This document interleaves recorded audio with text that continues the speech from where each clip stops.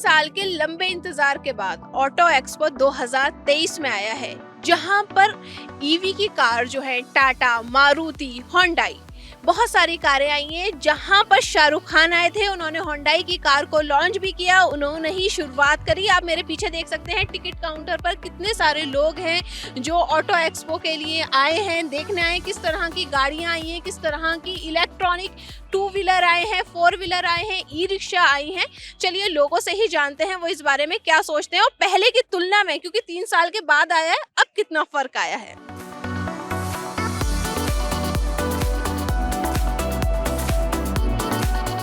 EVs भी बहुत सारी नई आ रही हैं, तो उसमें नया सेगमेंट क्या है कि नई जो ईवीज़ आ रही हैं उसमें कितना माइलेज ज़्यादा बढ़ रहा है, चार्जिंग कितना टाइम ड्यूरेशंस कम है। तो टेक्नोलॉजी भी बहुत डिस्ट्रप्टिव एंड इनोवेटिव हो रही है। We want to know that, और बाहर से भी कंपनीज आती हैं, दैट्स इट।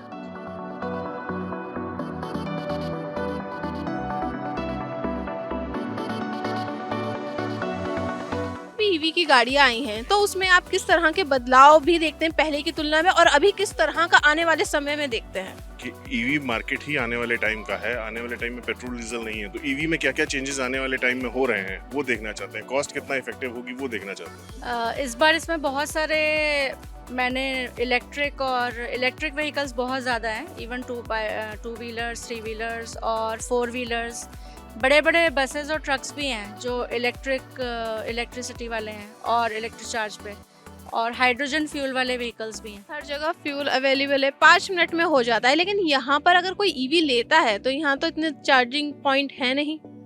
चार्जिंग पॉइंट्स तो बन रहे हैं अभी, और उससे भी ज़्यादा ज़रूरी है कि वो, जैसे अगर सिटी कम्यूट की बात कर रहे हैं तो दिन भर का जो चलना होता है वो एक रात में चार्जिंग हो जाती है, तो उतना प्रॉब्लम नहीं आना चाहिए।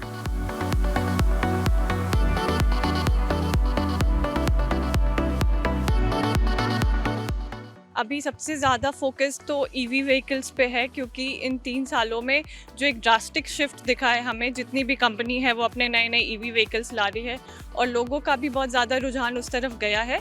तो मुझे ईवी व्हीकल से ऑफकोर्स बहुत ज़्यादा एक्सपेक्टेशंस हैं, और मुझे और भी बहुत सारे, जैसे अभी बहुत ज़्यादा हाइप्ड है कि महिंद्रा की थार 10 लाख के अंदर आई है, फिर और बाकी काफ़ी कॉन्सेप्ट कार जो शायद 2-3 सालों बाद आएंगी रोड्स पे, बट उनकी भी कॉन्सेप्ट कार्स अभी लगी हुई मिलेगी।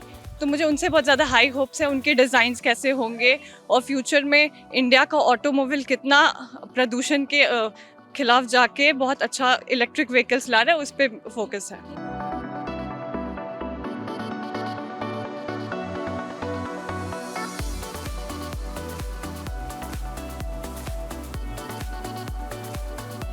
ये थे लोगों की राय कि अभी ईवी मार्केट जो है आने वाले समय में बूम लाने वाली है, और लोगों की राय जानते हैं वो क्या सोचते हैं।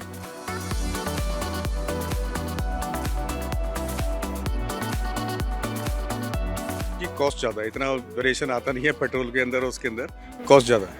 लेकिन लोग तो ये कह रहे हैं ना, ईवी लेने से फायदा एक तरीके की बैटरी आपके 50 पैसा 10 पैसा इसमें हो जाएगी चार्ज। हो जाएगी, लेकिन चार्ज कहाँ करेंगे आप?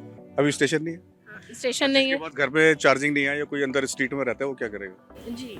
अच्छा, मुझे एक बात बताइए कि जैसे आजकल एक तरीके से ईवी वालों का कहना है कि हम रोजगार भी दे रहे हैं, बैटरी है तो बैटरी वालों को काम भी दे रहे हैं, तो एक तरीके का रोजगार मार्केट में आएगा। मैडम, जब ये इतनी सारी बैटरियां डंप होंगी जाएंगी कहाँ? कोई फिर पोल्यूशन बढ़ाएंगी। क्या होगा बताइए? क्या होगा? वो भी पोल्यूशन बढ़ाएंगी।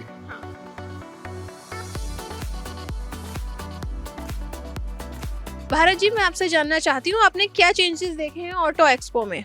ऑटो एक्सपो में जो ट्रेडिशनल जो पहले चीज़ें देखी जाती थी वो उससे कुछ हटके है इस बार, और मुझे खास करके मैं अपने इंडियन ब्रांड को देखने के लिए आया था, टाटा को और मारुति को, सुजुकी को। तो उसने अच्छी परफॉर्मेंस दी है अंदर, और उनके जो नए लॉन्च हैं उनको भी हम देख के एक्साइटेड थे, और उम्मीद करता हूँ कि वो जल्दी लॉन्च करें तो हम भी उनके कस्टमर बने और हम कुछ एडवेंचरस व्हीकल चलाएं। उसके अलावा भी मैंने कुछ हाई ब्रांड गाड़ी देखी, उनका भी मेरे को अच्छा लगा कि वो गाड़ी भी अच्छी है, वो भी रखने के लिए तो है गाड़ी।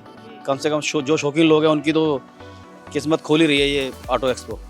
गाड़ी तो बहुत खूबसूरत लॉन्च हुई हैं, खासकर मारुति ने भी बहुत खूबसूरत गाड़ी लॉन्च करी है, और शाहरुख खान तो करके ही गए होंडाई की गाड़ियाँ, उस पर आप क्या कहेंगे? शाहरुख खान जी ने जो गाड़ी लॉन्च की है, उसके अलावा मैंने आज देखा कि वहाँ पर एक उन्होंने रोबोट भी लॉन्च किया है। जो रोबोट लॉन्च किया है वो भी एक मैग्निफिशेंट आइटम था और अपने आप में लोग एंजॉय कर रहे थे और वो गाड़ी भी देखने वाला था और उसको हम ले भी सकते हैं अपने यूज़ के लिए। यानी एआई अच्छा काम कर रहा है। कह सकते हैं।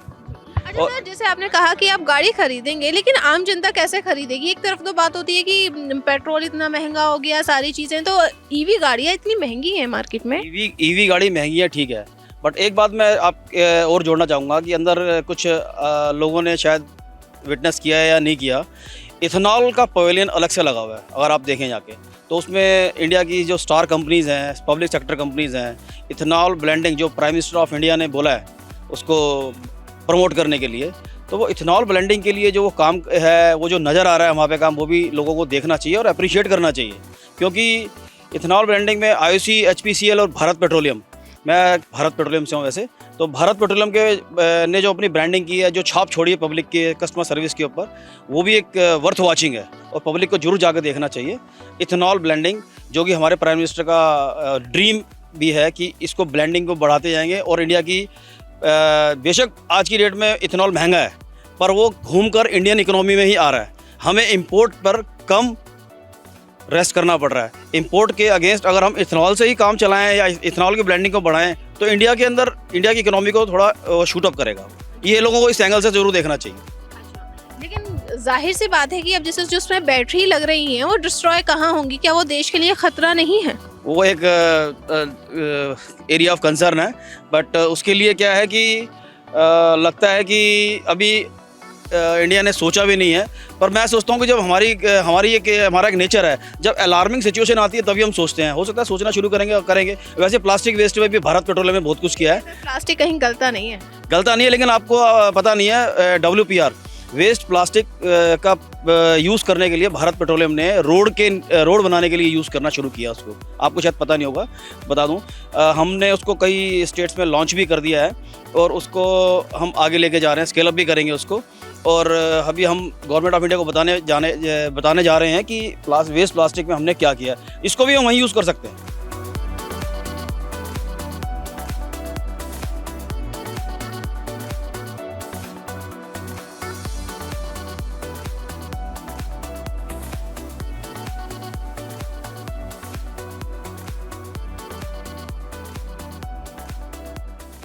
बात करते हैं टू व्हीलर की, वो भी ईवी में आया हुआ है, और ई रिक्शा की, जिसे देखने के लिए काफ़ी ज़्यादा पब्लिक आई है। आप मेरे पीछे टिकट काउंटर भी देख सकते हैं, कैसे लोगों की लाइन लग रही है, यूथ आ रहा है, लोग आ रहे हैं, अलग अलग तरह के लोगों के व्यूज़ भी हैं और लोगों की राय जानते हैं वो क्या कहते हैं। हमारे साथ सर हैं। सर, मैं आपसे ये जानना चाहती हूँ, ब्लैक हो रही हैं, टिकट्स ब्लैक हो रही हैं, यहाँ ब्लैक मार्केट वाले कुछ लोग खड़े हैं और टिकट ब्लैक कर रहे हैं। तो आप इस बारे में क्या कहेंगे कि मतलब जो आम जनता देखने के लिए आएगी, फिर जनता को क्यू से बचने के लिए लोगों जो ब्लैकमेलर्स हैं वो साइड में टिकट ब्लैक कर रहे हैं, तो इनको इंतजाम ऐसा करना चाहिए कि इतनी लंबी क्यू नहीं लगे, लोग परेशान होकर के इमीडिएटली टिकट मिले उनको।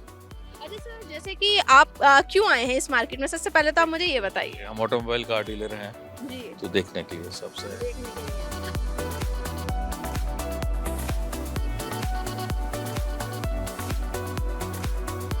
द रेवोल्यूशन देशभक्त हिंदुस्तानी में लोगों ने अपनी राय रखी। उन्होंने कहा कि इलेक्ट्रॉनिक जो व्हीकल्स हैं यानी ईवी, वो देश में एक बदलाव लेकर आएंगे और हर इंसान के पास ईवी की गाड़ी होनी चाहिए, ना पता कब ज़रूरत पड़ जाए। जहां तक रही महंगाई की बात, तो उन्होंने कहा शुरू में जो भी प्रोडक्ट आता है वो महंगा ही आता है, धीरे धीरे उस चीज़ की जो है कीमत कम होने लगती है। नया बाजार है इसलिए इसकी कीमत ज़्यादा है। इसके साथ ही उन्होंने कहा कि हमारी जो इंडियन मार्केट है वो बहुत आगे चल रही है और बाहर विदेशों में झंडे भी गाड़ रही है। ईवी ने बहुत अच्छा काम करा है, जैसे इलेक्ट्रॉनिक व्हीकल आए हैं, 2 व्हीलर हैं, 4 व्हीलर हैं, हमारी बसेस आई हैं, ट्रक आया है। तो यानी हमारा देश तरक्की कर रहा है और ईवी की गाड़ियों को देखना चाहिए और उसके बाद उनको खरीदना भी चाहिए। इसी के साथ मुझे दीजिए इजाजत। धन्यवाद।